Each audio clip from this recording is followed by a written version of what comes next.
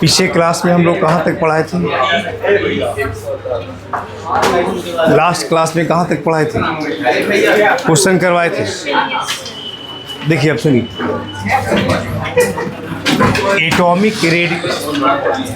Atomic structure में किसी भी एटम का रेडियस निकाला जाता है। क्या निकाला जाता है? रेडियस। एटॉमिक स्ट्रक्चर में किसी भी एटम का आप रेडियस निकाल सकते हैं। कैसे निकालते हैं रेडियस? आप देखिए,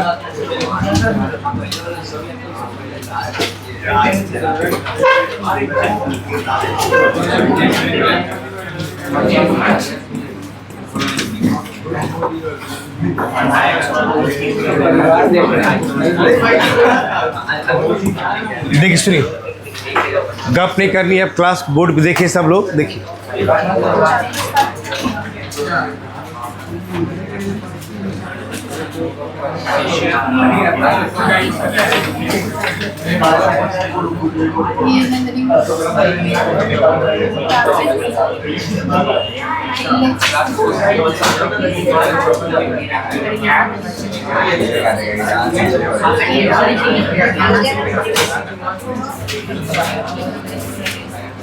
यहाँ मेरी बात को ठीक से समझिए। देखिए, जैसे कोई भी एटम आप लेते हैं, वीडियो चल रहा है, कोई भी स्टूडेंट सुनिए, सब गप नहीं करना, आप देखिए ध्यान से। कोई भी एटम आप लेते हैं तो ये न्यूक्लियस होता है ना। न्यूक्लियस के अंदर में क्या होता है? न्यूट्रॉन और प्रोटॉन। क्या होता है? न्यूट्रॉन और प्रोटॉन। न्यूट्रॉन पे कोई चार्ज नहीं होता है, जबकि प्रोटॉन पे कैसा चार्ज है? Positive charge. जितना प्रोटॉन होता है ना, वही उसका एटॉमिक नंबर भी होता है एटम का। मान लीजिए इसके न्यूक्लियस के अंदर देखिए,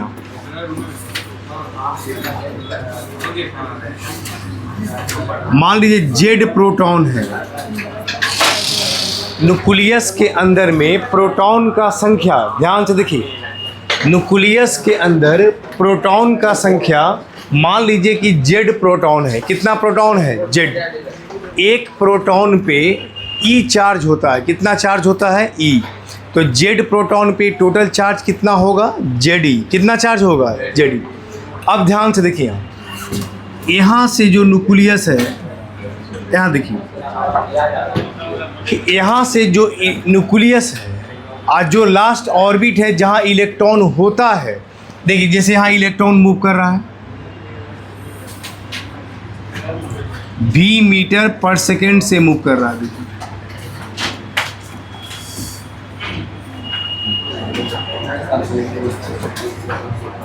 v मीटर पर सेकेंड से सर्कुलर पाथ पे इलेक्ट्रॉन मूव करता है। अब आप देखिए, तो v मीटर पर सेकेंड से इलेक्ट्रॉन हमारा इस तरह से मूव कर रहा है। v मीटर पर सेकेंड से इलेक्ट्रॉन हमारा क्या कर रहा है? मूव कर रहा है ना। तो मान लीजिए v मीटर पर सेकेंड से इलेक्ट्रॉन हमारा मूव कर रहा है। देखिए यहाँ इलेक्ट्रॉन जो है ना, देखिए इस पे इलेक्ट्रॉन्स है जिसका मास दिया हुआ m। यहाँ देखिए, ये जो आप देख रहे हैं ना, देखिए न्यूक्लियस और लास्ट ऑर्बिट दोनों का बीच का जो डिस्टेंस है, उस डिस्टेंस को ही r कहा जाता है। क्या कहा जाता है? r। ये हमारा डिस्टेंस है जिसको रेडियस कहते हैं। तो यही एटम का जो लास्ट ऑर्बिट हुआ जिसको आप रेडियस r कहते हैं। यहाँ देखिए, यानी यहाँ से बीच का जो डिस्टेंस है, इस डिस्टेंस को क्या कहते हैं? r। और ये r ही निकालना है। यानी किसी एटम का आप रेडियस का कैलकुलेशन कैसे करते हैं? आपको रेडियस कैलकुलेट करना है। क्या करना है? रेडियस निकालना है। रेडियस का मतलब न्यूक्लियस और लास्ट ऑर्बिट जहां इलेक्ट्रॉन प्रेजेंट है, दोनों के बीच का डिस्टेंस क्या है? ए डिस्टेंस को ही क्या कहा जाता है? रेडियस। क्या कहा जाता है? रेडियस का। दोनों के बीच का डिस्टेंस आपको निकालना है कि डिस्टेंस क्या होगा। अब आप ज़रा ध्यान से देखिए, एक चीज़ सुनिए। मान लिए कि जो इलेक्ट्रॉन मूव कर रहा था उसका मास कितना है? m। ठीक है। वेलोसिटी v मीटर पर सेकेंड से सर्कुलर पाथ पे मूव कर रहा है। जितना चार्ज इलेक्ट्रॉन का होता है उतना चार्ज प्रोटॉन का होता है। अगर इलेक्ट्रॉन का ई चार्ज है तो प्रोटॉन का भी ई चार्ज होगा, बस फ़र्क इतना है कि इलेक्ट्रॉन पे माइनस ई होगा और प्रोटॉन पर क्या होगा, प्लस ई। कितना होगा, प्लस ई। इलेक्ट्रॉन पर माइनस ई और प्रोटॉन पे कितना होगा, प्लस ई। बस यही फ़र्क है, बाकी सब सेम रहेगा। जब कोई भी पार्टिकल सर्कुलर पाथ पे मूव करता है ना तो दो फोर्स लगता है। एक अंदर की तरफ फोर्स लगेगा चार्ज के कारण, यह फोर्स कहलाता है कूलम्बिक फोर्स।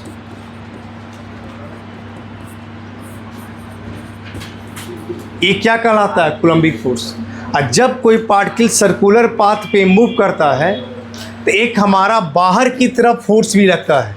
ऐसा जैसे आप कोई गोलंबर आएगा ना, और गोलंबर पे कोई साइकिल को अगर ऐसे घुमाते हैं, कोई बाइक को ऐसे घुमाते हैं, तो आपको ऐसा एहसास होगा कि हम बाहर की तरफ फेंकाते जा रहे हैं। मतलब ऐसा लगेगा, एक बाहर की तरफ फोर्स लगेगा। वह फोर्स जो लगता है ना इधर काम करता है, और इस फोर्स को कहा जाता है सेंट्रीफ्यूगल फोर्स।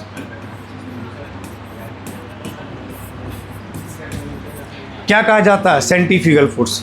यानी दो फोर्स लगता है। यानी जब कोई particle, charge particle circular path पे मूव करता है तो दो टाइप का फोर्स लगता है। एक फोर्स का नाम है कूलम्बिक फोर्स और दूसरा फोर्स क्या है, सेंट्रीफ्यूगल फोर्स। कैसा है, सेंट्रीफ्यूगल। और दोनों फोर्स जो है ना वह एक दूसरे को बैलेंस करता है। क्या करता है, यानी यहाँ पे देखिए, हेयर यहाँ कूलम्बिक फोर्स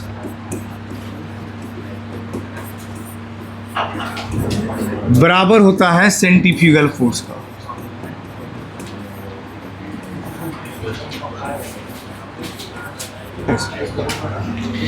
यहाँ कूलम्बिक फोर्स बराबर होगा किसका, सेंट्रीफ्यूगल फोर्स का। कूलम्बिक फोर्स होता क्या है, मेरी बात सुनिए। देखिए फोर्स जो होता है ना, देखिए यहाँ कूलम्बिक फोर्स F को, इसी कूलम्बिक फोर्स को हम F से डिनोट किए। एक कूलम्बिक फोर्स जो होता है वो डायरेक्टली प्रोपोर्शनल होता है चार्ज का। इसका चार्ज ZE, प्रोटॉन का चार्ज, और ये इलेक्ट्रॉन का चार्ज। इलेक्ट्रॉन पे चार्ज कितना होता है, E, तो माइनस E कर सकते हैं। और डिस्टेंस के स्क्वायर, दोनों के बीच का डिस्टेंस कितना है, R, तो R का स्क्वायर। अब मेरी बात देखिए, तो हमको यहाँ केवल मैग्नीट्यूड लेना है, हमको साइन से कोई मतलब नहीं है कि प्लस चार्ज है या माइनस चार्ज। तो आप इसको लिख सकते हैं फोर्स बराबर एक कांस्टेंट दे दीजिए के ZE स्क्वायर बटे क्या होगा, R का स्क्वायर। ये आ गया कूलम्बिक फोर्स। क्या होता है कूलम्बिक फोर्स, तो कूलम्बिक फोर्स बराबर होगा के ZE स्क्वायर बटा R स्क्वायर। यानी ए हो गया ZE चार्ज, एक प्रोटॉन पे E चार्ज, Z प्रोटॉन तो ZE चार्ज, और इलेक्ट्रॉन पे भी कितना चार्ज, E चार्ज। बस फ़र्क है कि प्रोटॉन पे प्लस है तो उस पर कैसा होगा, माइनस होगा। तो हमको केवल मैग्नीट्यूड लेना है, साइन से कोई मतलब नहीं है। तो टोटल चार्ज ZE स्क्वायर बटे R स्क्वायर। के कहाँ से आया, तो कांस्टेंट आ गया। अब देखिए तो यहाँ पे F का वैल्यू निकल गया। सेंट्रीफ्यूगल फोर्स बराबर क्या होता है, देखिए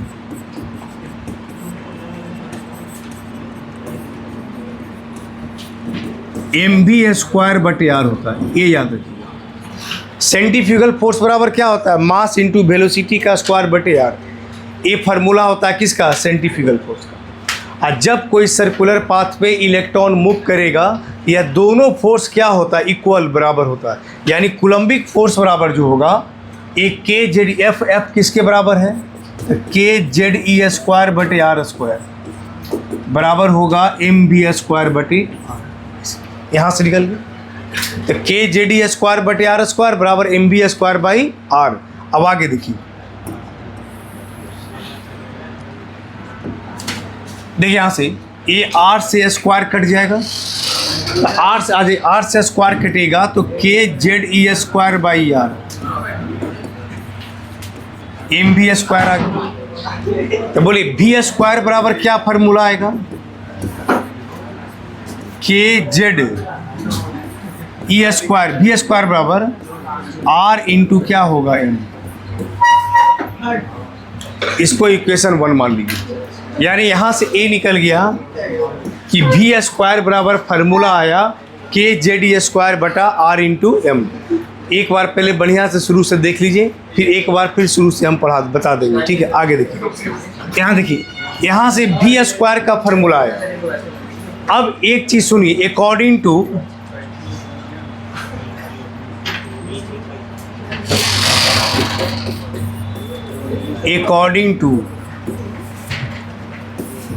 one postulates of Bohr's, according to one postulates of Bohr's का एक कथन के अनुसार हम पढ़े थे कि एंगुलर मोमेंटम mvr का फार्मूला होता है nh बटा क्या होता है 2 पाई होता है ना फार्मूला। हम पढ़ाए थे जब बोर्ड्स मॉडल पढ़ा रहे थे, तो mvr बराबर क्या होता है nh बटा 2 पाई। तो v बराबर क्या होगा, बोलिए v बराबर क्या होगा nh 2 पाई mr, ऐसे होगी। तब v का वैल्यू हो गया nh बटा 2 पाई mr। यहाँ से v का वैल्यू निकाल दीजिए, इसको आप इक्वेशन 2 मान लीजिए। Putting the value of v, ध्यान से देखिए, इससे आता है वापस, देखिए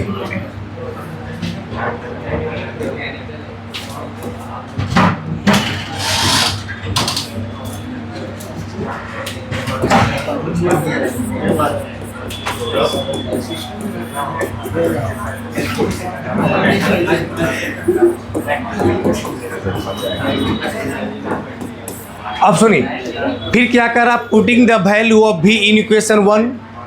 देखिए पूरा डेरिवेशन जो हम कर रहे हैं, ये पूरा डेरिवेशन की आपको ज़रूरत नहीं पड़ेगा, लास्ट में जो फार्मूला है वो याद रखना है।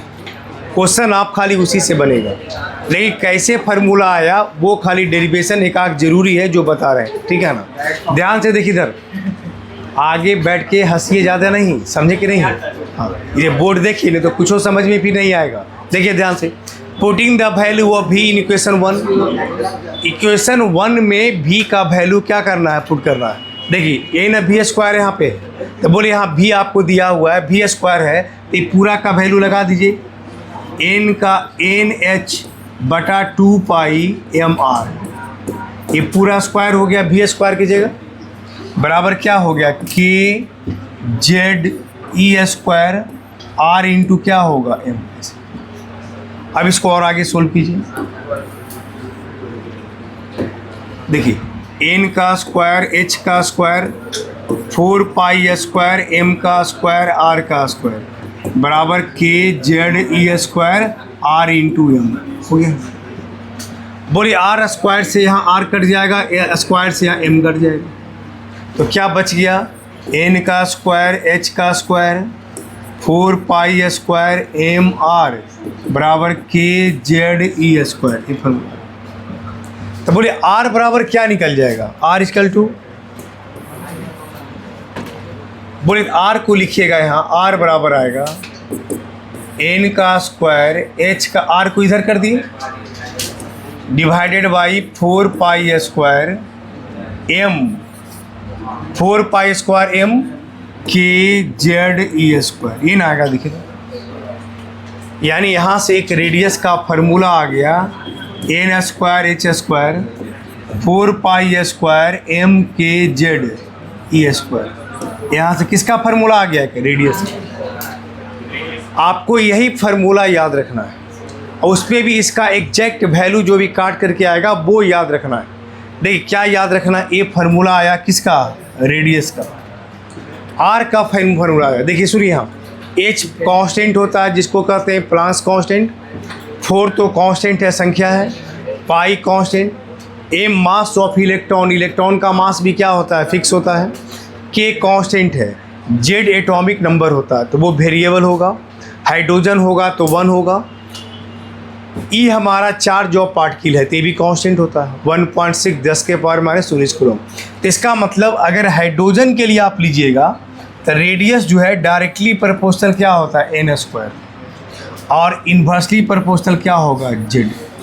ये फार्मूला याद, यानी रेडियस किसी का भी अगर ऑर्बिट नंबर बढ़ेगा तो उसका स्क्वायर का क्या होगा, डायरेक्टली प्रोपोर्शनल, एटॉमिक नंबर का क्या होगा, इन्वर्सली प्रोपोर्शनल। अगर हाइड्रोजन का निकालना चाहते हैं तो हाइड्रोजन का एटॉमिक नंबर जेड कितना होता है, 1, तो 1 का वैल्यू बैठा दीजिए तो 1 आएगा। तो रेडियस डायरेक्टली प्रोपोर्शनल किसका होगा, n स्क्वायर। ये किसके लिए, फॉर हाइड्रोजन का, इसलिए कि हाइड्रोजन एटम का जेड का वैल्यू कितना होता है, 1। तो जेड एटॉमिक नंबर 1, तो जेड लिखिए चाहे ना लिखिए कोई फर्क नहीं पड़ता। तो सीधे लिखा गया r डायरेक्टली प्रोपोर्शनल किसका हो गया, n का स्क्वायर। किसका हो गया, n का स्क्वायर हो गया। तो यहाँ से रेडियस का फार्मूला निकल गया। अब आगे की बात थोड़ा सुनिए, देखिए उसके बाद लिखिएगा कि पहले लिखिएगा, लिख लीजिए नहीं तो बहुत ज़्यादा होगा, है ना। देखिए पहले लिख लीजिए, देखिए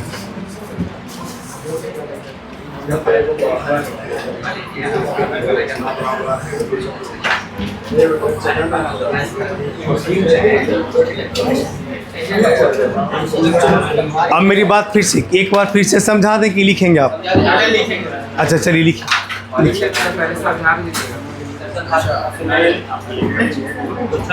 क्या बोलिए, सुनिए, देखिए एक बार सुनिए, देखिए एक बार फिर से देख लीजिए, फिर उसके बाद लिखते रहिएगा। देखिए calculation of radius of an atom, हमको एटम का रेडियस निकालना है तो हम पहले ही बताए आपको फार्मूला पूरा डिराइव करने नहीं आएगा, ये सब डिराइव करने बीएससी वगैरह में आता है, ठीक है ना। एमएससी का एग्ज़ाम दीजिएगा तो वहाँ पे भी कभी कभी आता है, लेकिन आप लोग कहाँ कहाँ जाएंगे, कोई मेडिकल में जाएंगे, कोई इंजीनियरिंग में जाएंगे, कोई पीएचडी करेंगे, है कि नहीं, सब अलग अलग फील्ड चुनेंगे बाद में। है देखिए अभी आप अभी देखिए calculation of radius of an atom. देखिए जैसे होता क्या है ना, जैसे अभी आप लोग को लिखने की प्रैक्टिस है, छोटा छोटा क्वेश्चन लिखते हैं कि नहीं, बहुत है तो 4 लाइन 5 लाइन का लिखते हैं। बीएससी में जाएंगे तब क्वेश्चन का थोड़ा सा लिखने का प्रैक्टिस बढ़ जाता है। उसके बाद एमएससी जाएंगे, एक एक क्वेश्चन लिखने के लिए 5-5 6-6 पेज लिखना पड़ता है, तब जा कर के एक क्वेश्चन पूरा होता है। यानी आपको एक वो एग्ज़ाम 5 क्वेश्चन लिखना रहता है तो 5 क्वेश्चन लिखने में ही 20 को पेज लिखना पड़ेगा, और तब 20 पेज लिखिएगा, पूरा दिन एकदम लिखते रहिए टाइम तक, जितना समय देता है एग्ज़ाम तक। और बोर्ड वोर्ड में क्या होता है कि आप बढ़िया से पढ़ते हैं तो आधा समय में लिख करके आप रेडी हो जाते हैं कि नहीं। तो सर इसमें है क्या कि समय बहुत रहता है, और जैसे जैसे आप ऊपर जाएंगे समय कम रहेगा। नीट और जेई में और कम समय हो जाता है। तो यहाँ देखिए, तो यहाँ ये सब फार्मूला जो है ये सब डिराइव करने किसी एग्ज़ाम में नहीं आता है। आप ये जो फार्मूला पूरा डिराइव करके फार्मूला जो आया बस आप फार्मूला याद रखिए। हाँ अगर कैसे आया तो ये थोड़ा सा नॉलेज ज़रूर रखिए कि इस तरह से आया था फार्मूला। हो सकता है 20 से कोई ऑब्जेक्टिव क्वेश्चन पूछ दे। हम क्या बताए, देखिए पहले रेडियस होता क्या है, किसको कहते हैं रेडियस आप, तो न्यूक्लियस एटम का लास्ट ऑर्बिट जहाँ इलेक्ट्रॉन प्रेजेंट है वह दोनों के बीच का डिस्टेंस को हम क्या कहते हैं, रेडियस कहते हैं। अगर मान लीजिए ऑर्बिट और बढ़ जाएगा तो रेडियस और बड़ा हो जाएगा। इसका मतलब रेडियस बढ़ते, अगर ऑर्बिट नंबर बढ़ते जाएगा तो एटम का रेडियस भी क्या होगा, बढ़ेगा। और रेडियस बढ़ा इसी को कहते हैं कि एटम का साइज बढ़ गया। रेडियस का बढ़ना ही क्या कहलाता है, साइज का बढ़ना कहलाता है। समझ गया ना। अब आगे देखिए, मान लीजिए ये न्यूक्लियस के अंदर में प्रोटॉन का संख्या जेड है, एक प्रोटॉन पे ई चार्ज है तो जेड प्रोटॉन पे कितना चार्ज, जेड ई चार्ज होगा। इधर इलेक्ट्रॉन ई है, इस इलेक्ट्रॉन का मास m है। यह m मास का इलेक्ट्रॉन इसके सर्कुलर पाथ पे v मीटर पर सेकेंड से घूम रहा है। तो जब इलेक्ट्रॉन मूव करता है ना सर्कुलर पाथ पे, तो घूमने के क्रम में 2 प्रकार का फोर्स लगता है, एक अंदर की तरफ, एक क्या लगता है, बाहर की तरफ। एक न्यूक्लियस के तरफ जो फोर्स लगता है उसको कूलम्बिक फोर्स कहते हैं, यानी जो चार्ज के कारण लगता है। अब फोर्स हमेशा निगेटिव से किधर लगता है, पॉजिटिव की तरफ, इसको कूलम्बिक फोर्स है। यह फोर्स किसके बराबर होता है, तो चार्ज का जेडी इंटू टोटल चार्ज का प्रोडक्ट। यहाँ चार्ज जेडी, यहाँ चार्ज ई, तो चार्ज जेडी इंटू ई। ई का मतलब इलेक्ट्रॉन भी होता है, ई का मतलब चार्ज भी होता है। यहाँ ई का मतलब क्या है, चार्ज, यहाँ जो ई लिखे हैं वो क्या लिखे हैं, इलेक्ट्रॉन। समझ गया ना। तो आप देखिए, तो जेडी इंटू ई बटा आर का स्क्वायर, माइनस यहाँ इसलिए लिखे कि इलेक्ट्रॉन पे चार्ज क्या होता है, माइनस होता है। लेकिन यहाँ पर केवल मैग्नीट्यूड लेना है, हमको साइन से कोई मतलब नहीं है। तो F directly proportional Z D into E बटा आर का स्क्वायर, डायरेक्टली हटाइएगा, एक कांस्टेंट के दे दीजिए। तो अब देखिए, तो बराबर एफ बराबर के जेडी स्क्वायर बटे आर स्क्वायर। ए हो गया कूलम्बिक फोर्स। कैसा फोर्स हो गया, कूलम्बिक। ए हो गया सेंट्रीफ्यूगल फोर्स, ए जो आपका आया, ए आया कूलम्बिक फोर्स,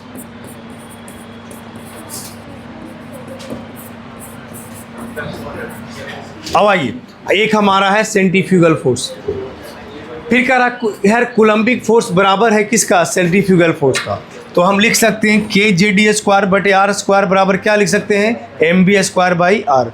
यहाँ से देखिए आर स्क्वायर से एक आर कैंसिल हो जाएगा, तो क्या बचेगा के J D square by R, यहाँ क्या बचेगा एम बी स्क्वायर। आगे देखिए फिर कह रहा था बी स्क्वायर बराबर के J D square by are बराबर एम बी स्क्वायर, तो बी स्क्वायर बराबर या एम नीचे आ जाएगा, इसको इक्वेशन 1 मान लिए। और एक हम पढ़ाए थे बोर्ड्स मॉडल जब पढ़ा रहे थे, तो वहाँ एक पढ़ाए थे कि M V R angular momentum बराबर फार्मूला होता है एन एच बटा 2 पाई। अब देखिए एम वी, तो वी बराबर क्या होगा एन एच बटा 2 पाई एम आर, यहाँ से आ गया। अब इसको इक्वेशन 2 मान लीजिए, यही भी का वैल्यू यहाँ पुट कर दीजिए, तो यहाँ भी स्क्वायर है तो पूरे का भी क्या हो जाएगा स्क्वायर, तो स्क्वायर कर दीजिए, यहाँ स्क्वायर कर दिए, यहाँ स्क्वायर करके सारा value N square H square 2 है तो 2 का स्क्वायर 4 आ जाएगा। सबका वैल्यू पुट कीजिए, यहाँ से कटेगा तो लास्ट में वैल्यू आ गया कि रेडियस बराबर इतना है। अब रेडियस, अब देखिए ई एच कॉन्स्टेंट है, पाई कॉन्स्टेंट है, एम के सब कॉन्स्टेंट है, वेरिएबल एच और जेड है, एन और जेड है। इसका मतलब रेडियस डायरेक्टली प्रोपोर्शनल होगा किसका, एन का स्क्वायर का, और इन्वर्सली प्रोपोर्शनल किसका होगा, जेड का। जेड का मतलब क्या है, एटॉमिक नंबर, क्या है एटॉमिक। यहाँ से फार्मूला आ गया R directly proportional N square, inversely proportional Z. यानी ऑर्बिट नंबर बढ़ेगा तो रेडियस भी बढ़ेगा उसके स्क्वायर का, एटॉमिक नंबर बढ़ेगा तो रेडियस उसका घट जाएगा, डिक्रीज कर जाएगा। आगे देखिए, अच्छा चलिए पहले इसको लिखिए तब वैल्यू निकालेंगे।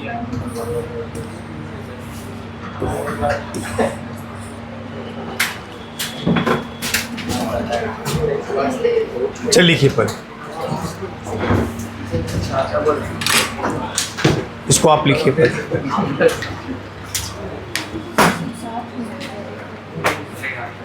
इसी के बगल भी लिख लेना है, इसको एक बगल में ये लिख लेना है।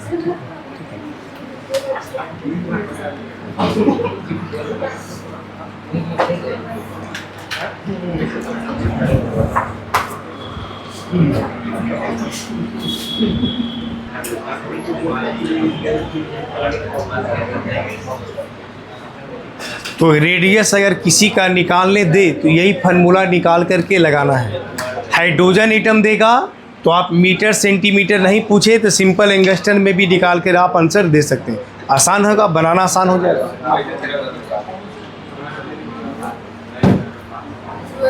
कहीं कहीं 0.529 को ना 0.529 को 0.53 मान लेता है, 29 है तो 3 मान के बना सकते हैं।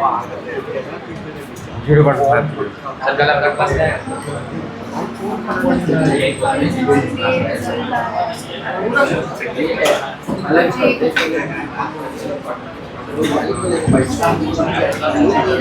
तब आप लोग एक एक क्वेश्चन बनाइए, ठीक है।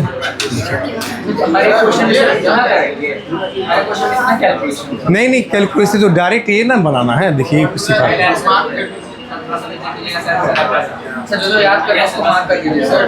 बस ये फार्मूला सब याद रखना है, बोला डायरेक्ट वैल्यू।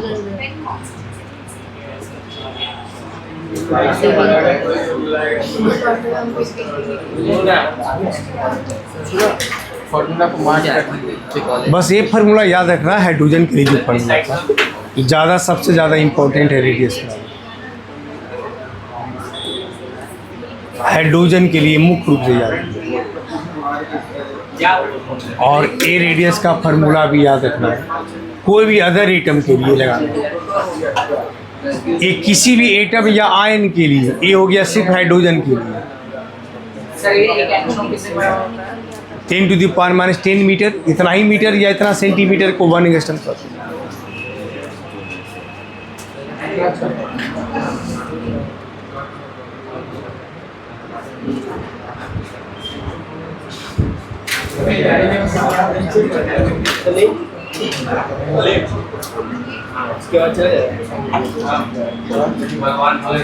हाला नहीं क्लास में लिखी हुई angstroms 10 to the power minus 10 metre बराबर 1।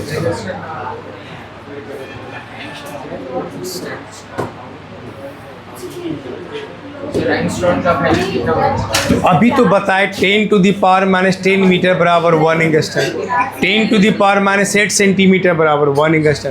पहले भी लिखवाए थे जब वेवलेंथ हम पढ़ाए थे। अरे कॉपी कुछ पढ़िए घर पे जा करके, देखिए हम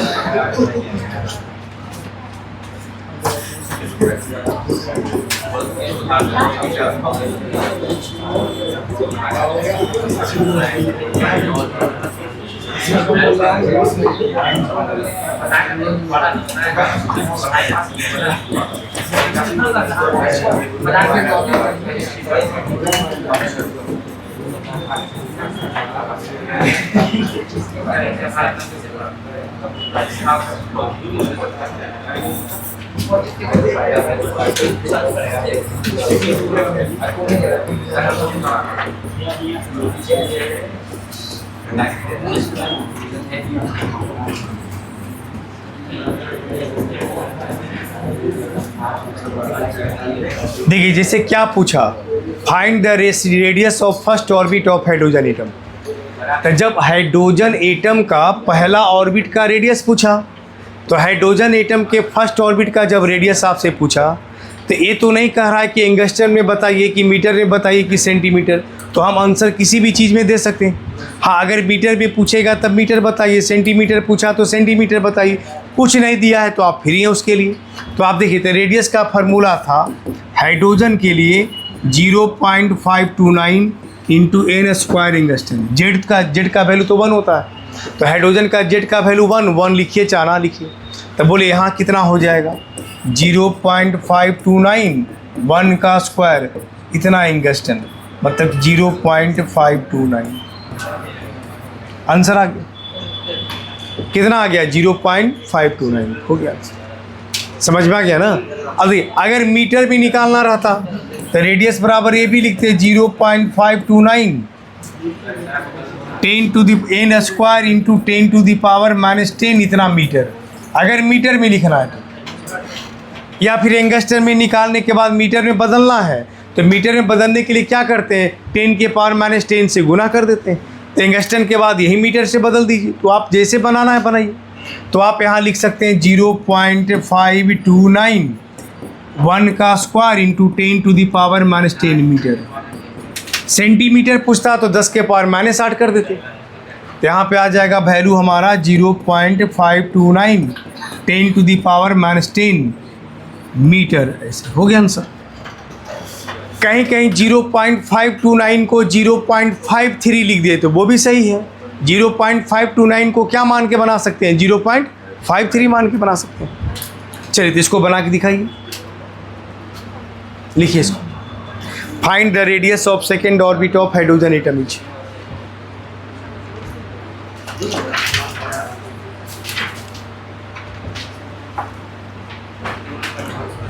सेकेंड ऑर्बिट का मतलब हो गया जहां n का वैल्यू कितना हो गया, 2 हो गया।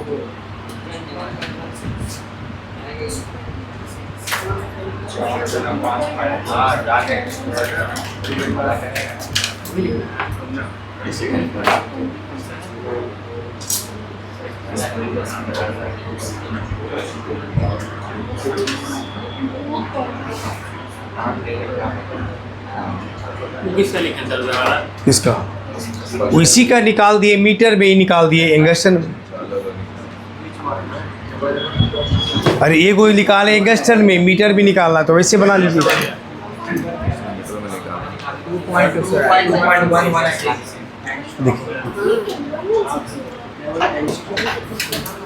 देखिए क्या पूछा, find the radius of second orbit of hydrogen atom. तो रेडियस बराबर क्या फार्मूला लिखिएगा, 0.529 एन स्क्वायर इतना एंगस्ट्रम। जेड का वैल्यू लिखने की ज़रूरत ही नहीं है, क्योंकि हाइड्रोजन के लिए जेड का वैल्यू कितना होता है, 1। हाइड्रोजन का जेड का वैल्यू एटॉमिक नंबर कितना है, 1। तो 1 लिखने की आपको यहाँ ज़रूरत ही नहीं पड़ेगी। तो आप सीधा आप क्या लिखिएगा, R बराबर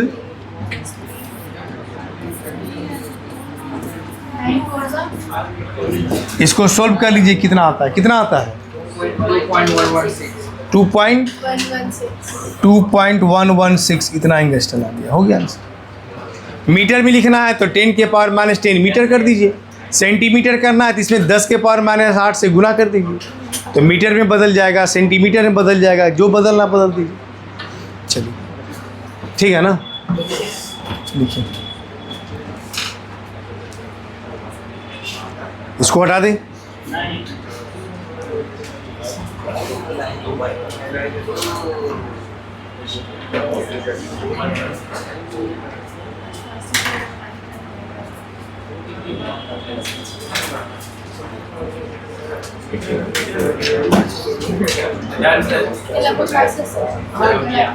रख देते हैं,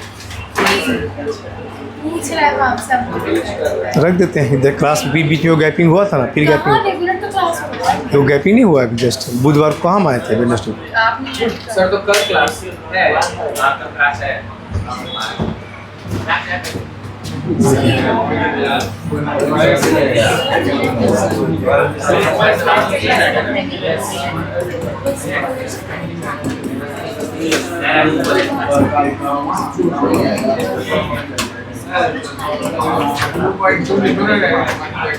बने इसको,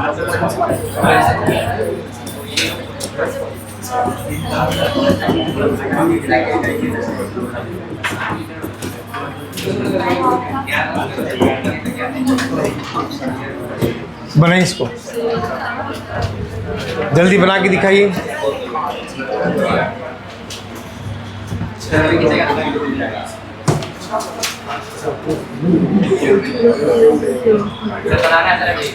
हाँ बनाइए, जल्दी बनाइए।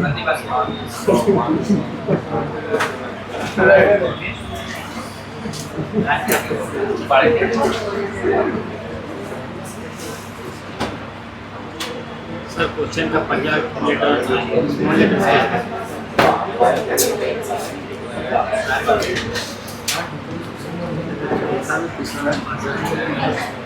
गलत है, यही सब संख्या में नंबर काट लेंगे तो इसी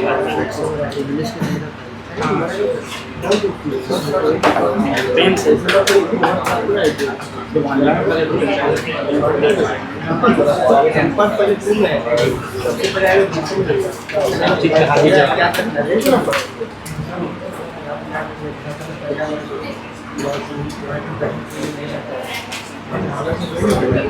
सबसे पहले उसके साथ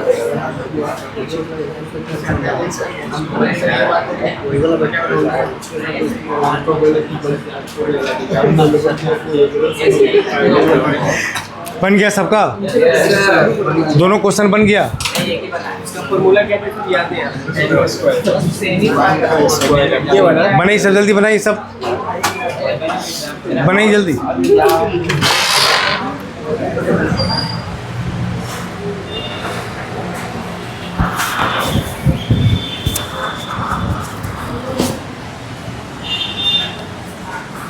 तो पानी है क्या?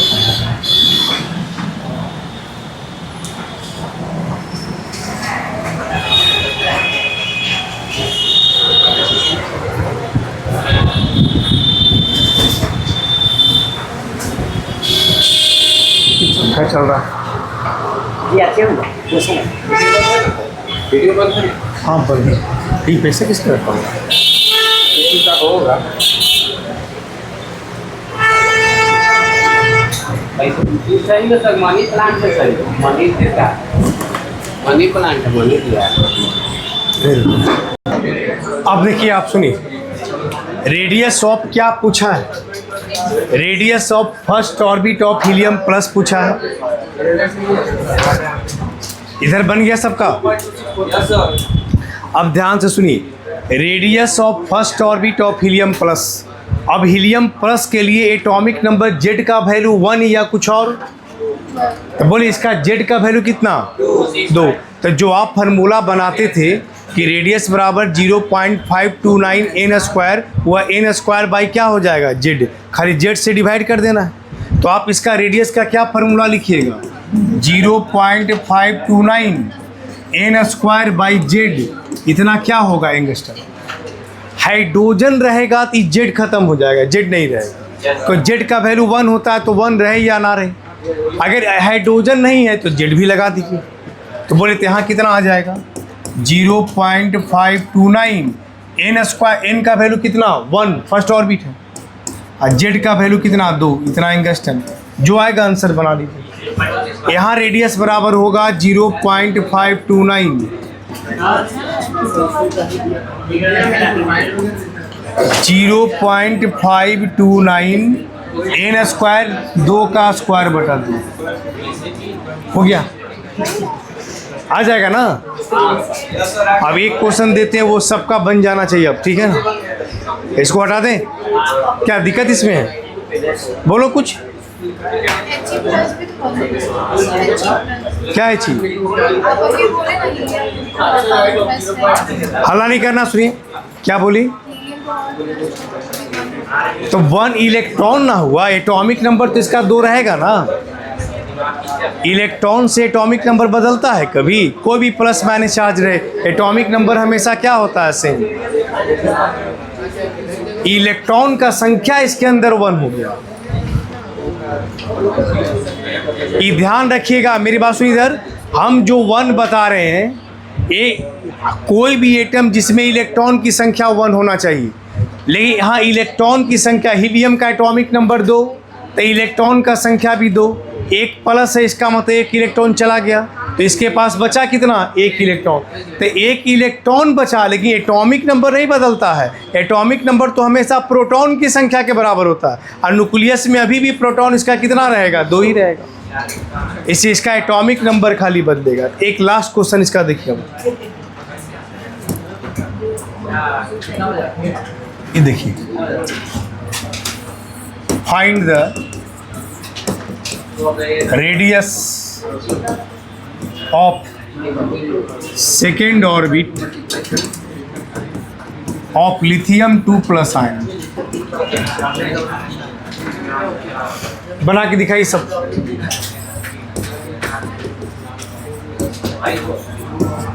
आयन से फर्क नहीं पड़ता है।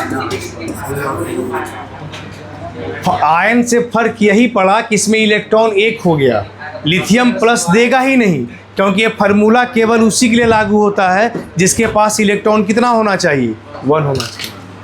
इसलिए लिथियम 2 ही प्लस देगा, कभी लिथियम देगा ही नहीं। और लिथियम खाली देगा तो लिथियम में इलेक्ट्रॉन का संख्या 3 हो जाएगा, लिथियम प्लस भी नहीं देगा। यानी यह फार्मूला केवल उसके लिए लागू होता है जिसके पास इलेक्ट्रॉन की संख्या कितना हो 1 हो, ठीक है ना। देखिए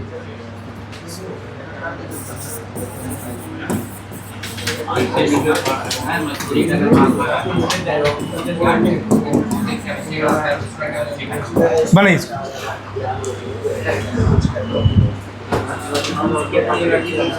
जिनका बन जाए वो बताइएगा बन गया है।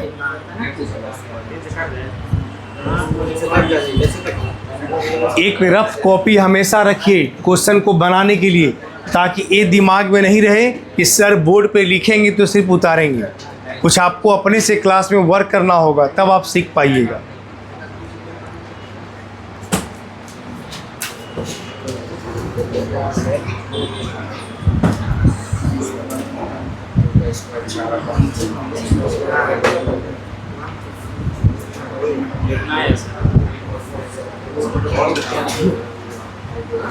बस देखिए, खाली कंसेप्ट होनी चाहिए। गुना भाग तो घर पे भी कर सकते हैं। बोलिए, यहाँ n का वैल्यू कितना दिया हुआ है 2, और लिथियम है तो एटॉमिक नंबर लिथियम का कितना होगा 3 होगा। तो बोले तो रेडियस बराबर क्या लिखेंगे 0.529 n स्क्वायर बाई जेड लिखेंगे। बोले 0.529 2 का स्क्वायर बाई 3, इतना एंगस्टन ना। इसको सोल्व करके क्या करना है, बना लेना। यहाँ क्या करना है, तो यहाँ पर भी थर्ड ऑर्बिट खाली दे दिया है, तो बोले यहाँ रेडियस बराबर हो गया। अगर इसको मीटर में बदलना है तो 10⁻⁻10 से और गुना कर देना है। सेंटीमीटर में बदलना है तो 10⁻⁻8 से गुना कर देना है। बोले हाँ, यहाँ रेडियस लिखिएगा। बोले n का वैल्यू कितना, थर्ड ऑर्बिट 3 का स्क्वायर,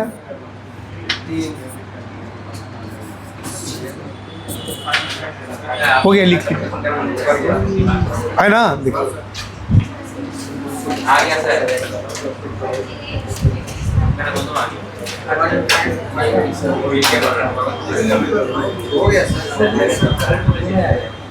इसको हटा दें।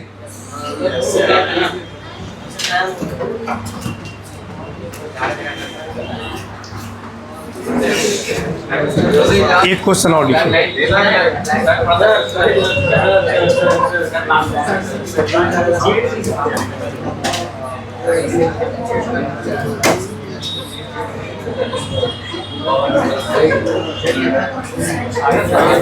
गप नहीं कर, ये रेडियो स्टेशन ही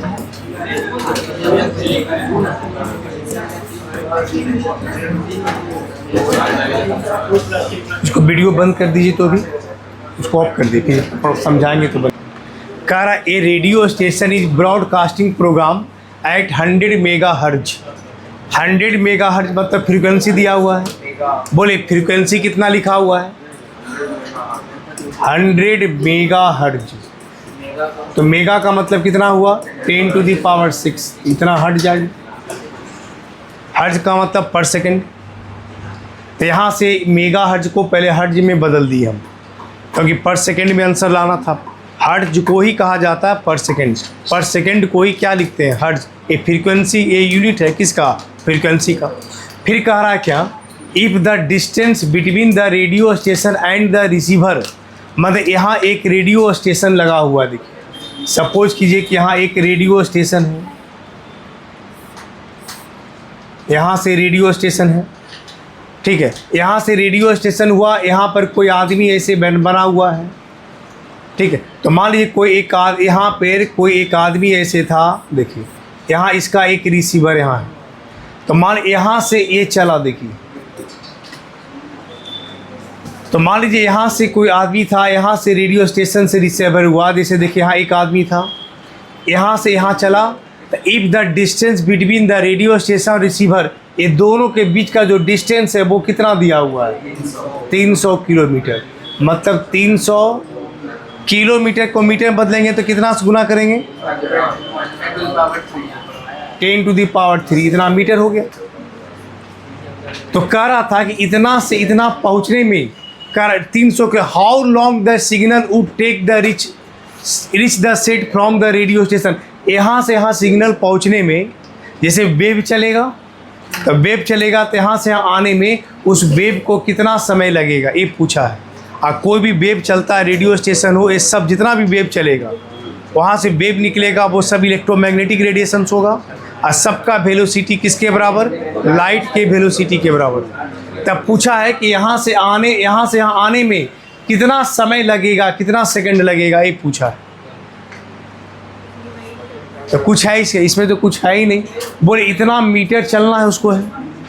आप ऑलरेडी जानते हैं वेलोसिटी किसी इलेक्ट्रोमैग्नेटिक रेडिएशन का C चाहे V, ये कितना होता है? 3 × 10⁸ मीटर पर सेकेंड होता है कि नहीं?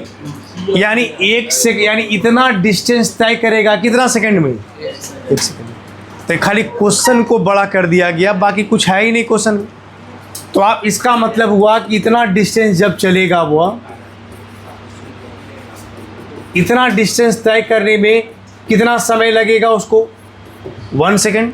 इतना मीटर पर सेकंड है, मतलब 1 सेकंड में इतना डिस्टेंस तय करता है कोई भी इलेक्ट्रोमैग्नेटिक रेडिएशन।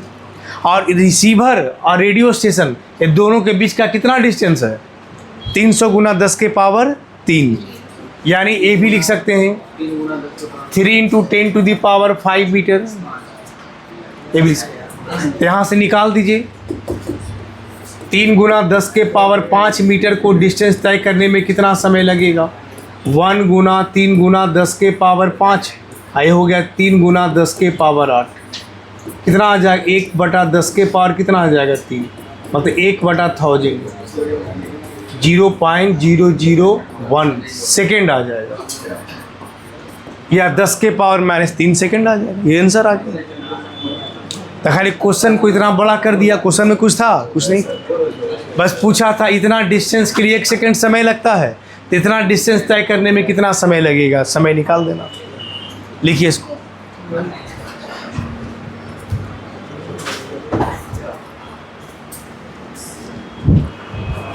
कभी क्वेश्चन ना खाली बड़ा बना देता है, अब क्वेश्चन बहुत छोटा ही रहता है।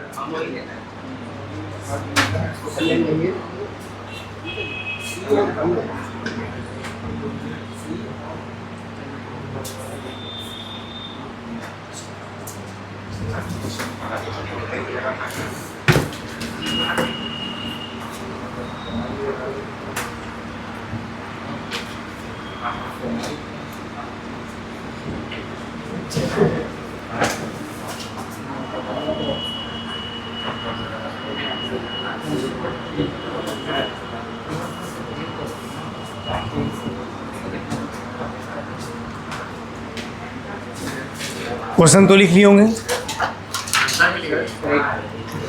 एक क्वेश्चन और लिख लीजिए, हो गया सर। एक क्वेश्चन और।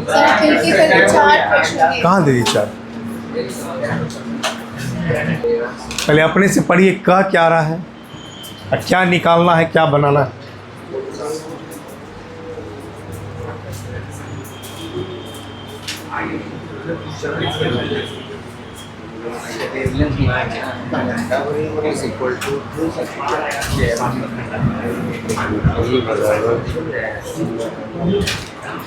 करा द विविध भारती स्टेशन। विविध भारती का नाम सुने हैं? पहले रेडियो जब था ना, जब नहीं था तो लोग विविध भारती सुनते थे, है ना। देखिए वहाँ से देखिए, एक समय था कि जब टेलीविज़न लोगों के पास बहुत कम घर में होता था, नहीं, अब वो सैटरडे संडे इंतज़ार करते थे। किस लिए? तो इसमें एक फ़िल्म चलेगा उसके लिए, नहीं वो फिल्म देखने के लिए सैटरडे संडे वेट करते थे कि वो आएगा सैटरडे संडे तक एक टीवी पर एक फ़िल्म चलेगा। एक समय था, सब है कि नहीं। अब मोबाइले में डेली फिल्म, पूरा पिक्चरें, पूरा वीडियो, सिनेमा हॉल सब मोबाइले में रहता, नहीं, और सब जेबीए में रखा रहता है। तो आप समय के साथ साथ सब कुछ क्या होता है, बदल जाता, नहीं, चेंज हो जाता है। तो विविध भारतीय स्टेशन था, all India radio broadcast frequency, और वहाँ से लोग न्यूज़ सुनते थे। पहले क्या था कि उतना नहीं था, तो लोग पेपर पढ़ करके सब कुछ न्यूज़ जानते थे। उसके बाद न्यूज़ आने में भी बहुत टाइम लगता था। अब क्या, क्योंकि वहाँ से चलेगा, सुनेगा, तब ना आप तक पहुँचेगा। अब अभी क्या है, तुरंत पहुँच जाता है, सबके पास मोबाइल है, नेट है, तुरंत पहुँच जाता है सारा चीज़। देखिए तो कह रहा द विविध भारतीय station of all India broadcast, frequency दिया हुआ है, न्यू का वैल्यू दिया हुआ है, न्यू स्मॉल भी 1368 किलो हर्ट्ज। इसका मतलब 1368 10⁻³ हर्ट्ज ये दे दिया है। ये ध्यान रहे, फ्रीक्वेंसी हमेशा हर्ट्ज में लिखिएगा।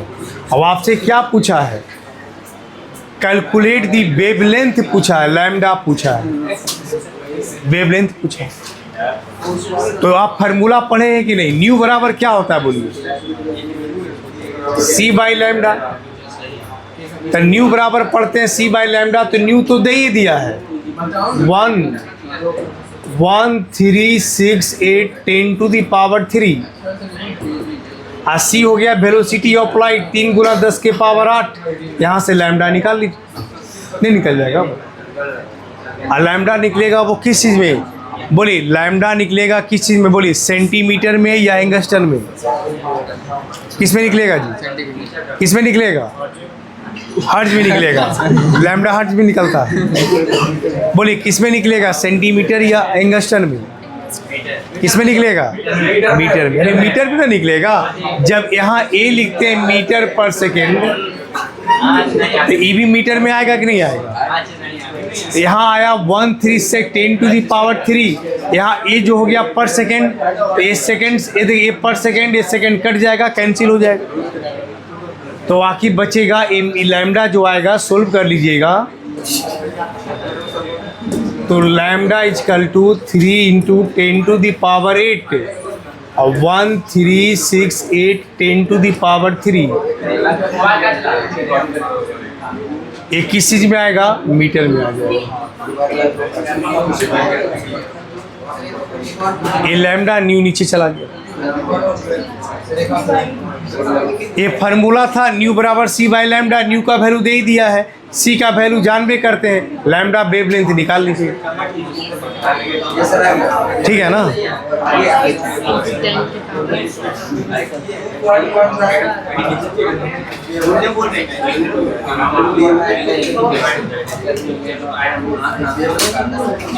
एक क्वेश्चन और, एक क्वेश्चन और दें। दीजिए हाँ सर, इतना मैं छोड़ देगा लेकिन जितना चलिए, तो जितना क्वेश्चन देखिए, कम से कम मेरी बात सुनिए, हल्ला नहीं, जितना क्वेश्चन हम कराते हैं आप कम से कम उतना क्वेश्चन जरूर बना के आइए। जो पढ़ाते हैं ना तो कम से कम असाइनमेंट नहीं बनाते हैं, क्या बना, तो जितना हम बोर्ड पे कराते हैं उसको तो रिवीजन करके आइए। अगले क्लास क्या पढ़ के रखना है, क्या पढ़ के आना है, इलेक्ट्रॉन का एनर्जी क्या पढ़ के आना है। कोई भी एटम में जब इलेक्ट्रॉन सर्कुलर पाथ पे मूव करता है तो उसका एनर्जी का वैल्यू क्या होता है, एनर्जी निकाल के आना है, एनर्जी पढ़ के आना है, वेलोसिटी पढ़ के आना है। अगले क्लास वही पढ़ाएंगे, इलेक्ट्रॉन का एनर्जी क्या होता है, वेलोसिटी क्या होता है। ठीक है, एक बार बुक कोई भी रहे तो पढ़ करके आइएगा ताकि यहाँ और अच्छे से समझ में आए। ठीक है,